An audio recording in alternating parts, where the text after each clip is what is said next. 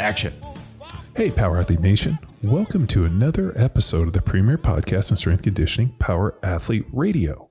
We are going to answer some of the questions off of the hotline because the one thing that the hotline is never is cold and it's always hot. So we're going to reach out to the hotline. We're going to pull out some questions and we're going to answer them. As you know, we get a fairly decent amount of people reaching out to the hotline with questions from everything from, what type of old square body should I buy to how do I increase performance to go on and play in the NFL to, how do I shed some pounds as bikini season's coming?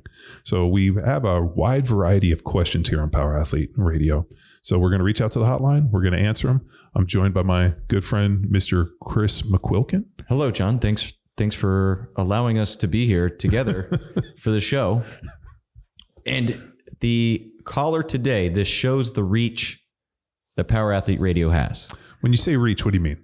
I mean, we're not just thinking locally, John. We're thinking globally. That's from Biodome. Well, we are a worldwide strength conditioning organization, and we do have a global reach. Yes. And Australia is coming in hot today. Are you ready? Let's do it. Fire it up. Hi, Power Athlete. This is Dan McGavin calling from Australia. Here's my topic for you guys. It's probably centered around more Masters age athletes.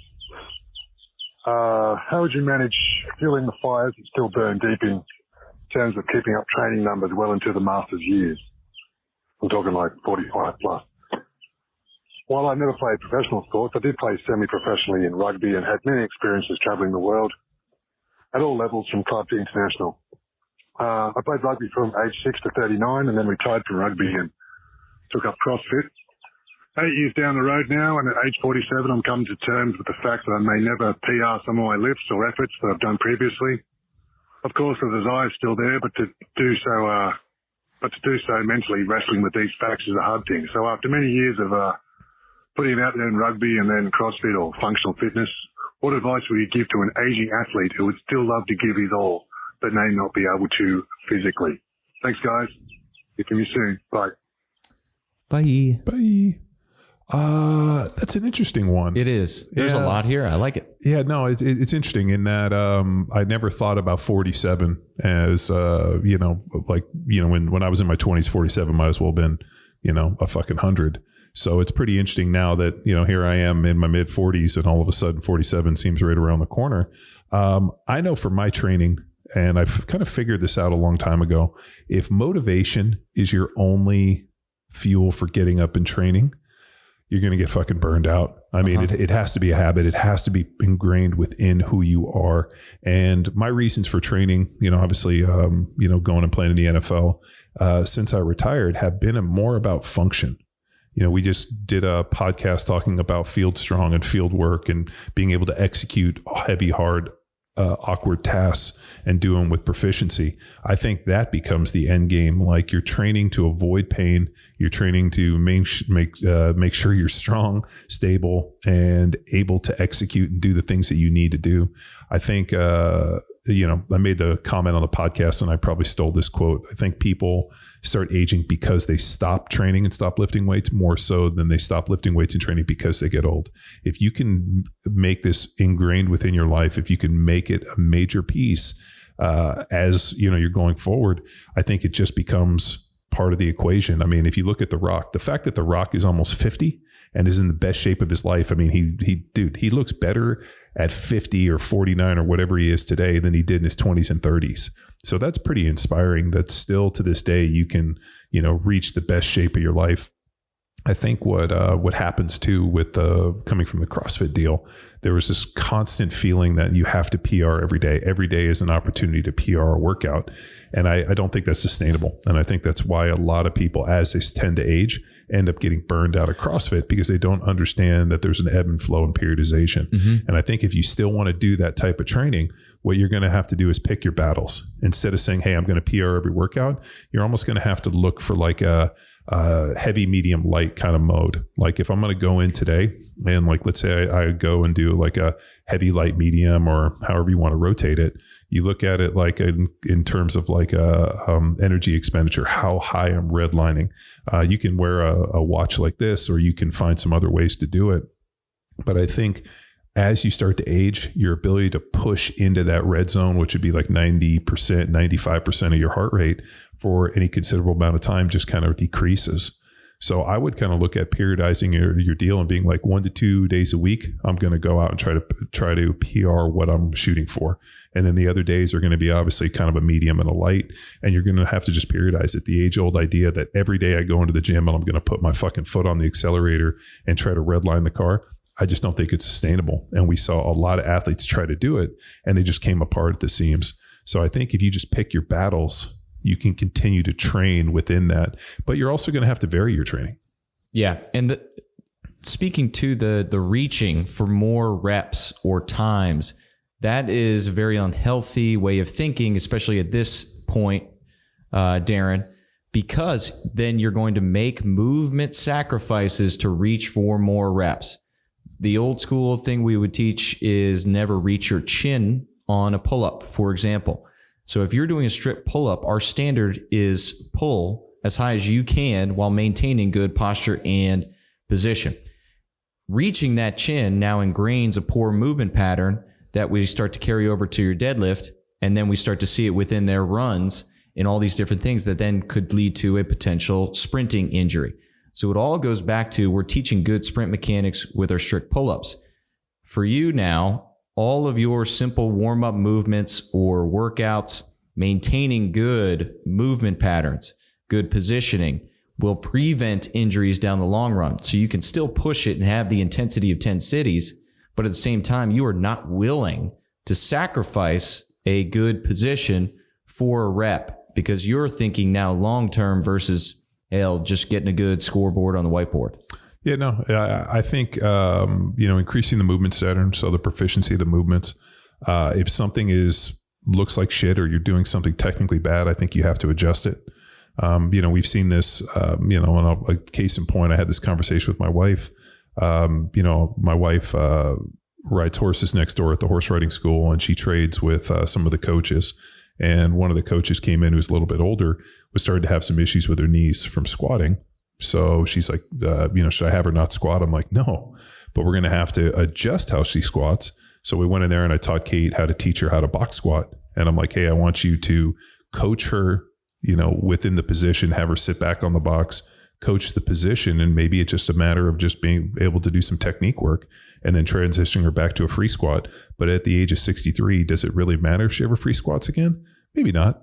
But as long as she's generating some form of force, and I think the problem, and I kind of always thought about the box squat as being something that like eventually I'm going to have to box squat, that a free squatter will always be stronger. I think that there's a point where, hey, if her knees beat up and she can't do it, and the box squat allows her to using the squat moment or motion and control it a little bit better, eccentric load, touch and go, and she's able to do it without pain, then that's helping her progress. So I think it's really sitting back and being honest and saying, hey, what can I execute? And if I'm still feeling pretty good, let's maintain that by not just redlining every single day and just pick your battles. So it's kind of similar to rugby. Whenever I watch rugby, it's kind of like, the guys go into the scrum, the ball comes out, and it's kind of like once a guy gets the ball, he has to move fast and the other guys are kind of jogging. So there's kind of a light, heavy, medium just within the play of that game. Whereas, football, NFL football is like 5 to 7 seconds, 100% max intensity. And then you're going to rest for 90 seconds to 2 minutes. And you're going to do that over the course of 3 hours. But to compare it, how you prepared for football, John, how did that adjust over your 10-year career? Less was more towards the end? No, I fucked up. At the end of my career, I had this theory that if I could create a larger glycolytic base, I could have greater application to be able to play at a higher level. And the gamble didn't work out. The larger my glycolytic base got, actually, the worse my, that fast twitch did, and I was moving slower. So realistically, the mistakes that I made within my own training of following some more CrossFit stuff negatively affected and pretty much probably screwed me in that last year of playing in the NFL. So when I started CrossFit football, there was a feeling like I'm never going to let anybody make this mistake again. We're going to be heavy and it's going to be fast, and any type of conditioning is going to be short, heavy, hard, and fast.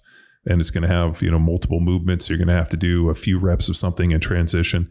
So if you look like, instead of doing like 30 clean and jerks in a row, something CrossFit football-esque, or what we've done would be like 10 sets of 3 with some push-ups in between. Mm-hmm. So you're kind of forcing or a half gasser. So, there was just a way that I knew to skin it to make it more specific to what I needed done. But I think that as you age, we've talked about this ad nauseum on this podcast. As you age, a few things happen. You lose mitochondrial density. So you got to keep that big aerobic base, and you lose the ability to recruit motor units. So you're going to have to lift some heavy weights and get max motor recruitment, maybe throw on some EMS devices, and, eat a high protein diet. Don't eat like an asshole. Don't, diet for 5 days and then go out and grenade yourself on the weekend like I did this last weekend.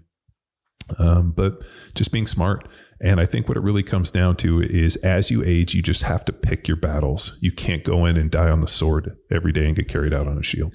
You got to say, hey, you know what? Let me see what this next 5 days look like. Wednesday's my day. Thursday's my day.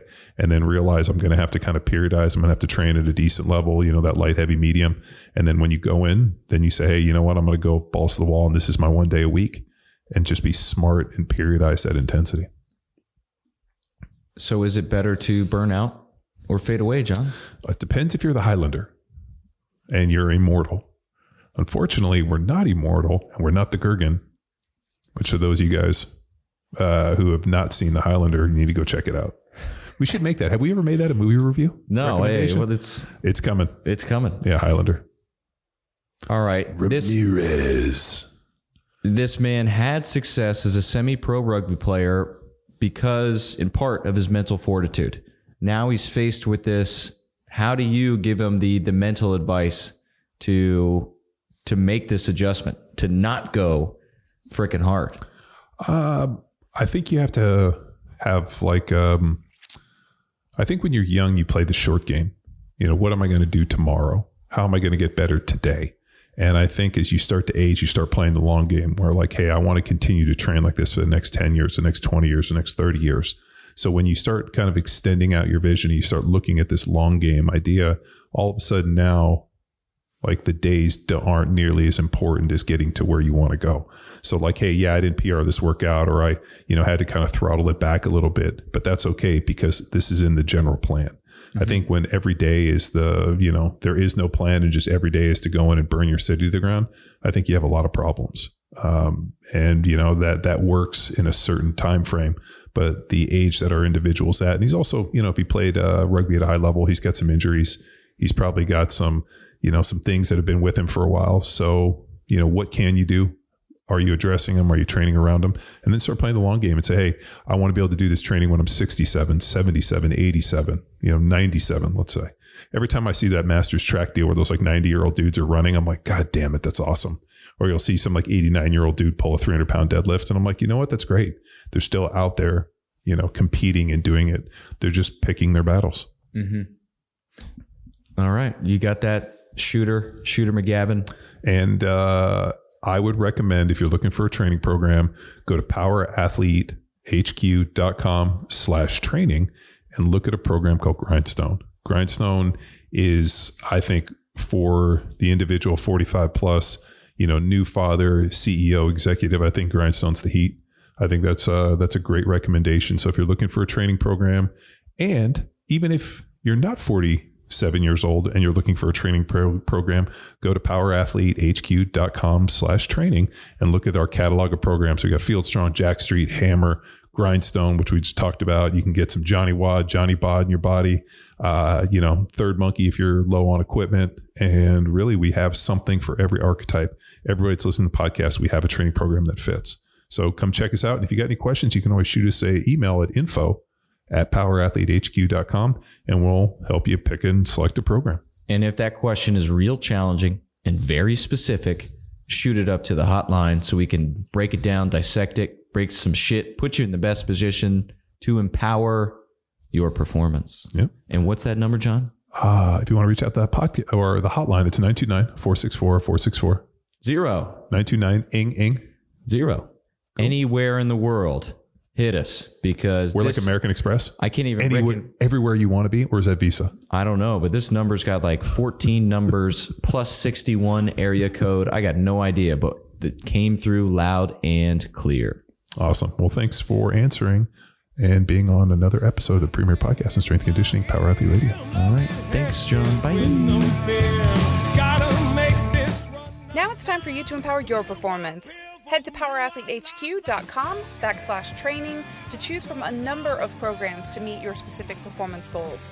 And if you like to break a mental sweat too, visit academy.powerathletehq.com and become a real stakeholder in you or your athlete's success. Until next time, bye!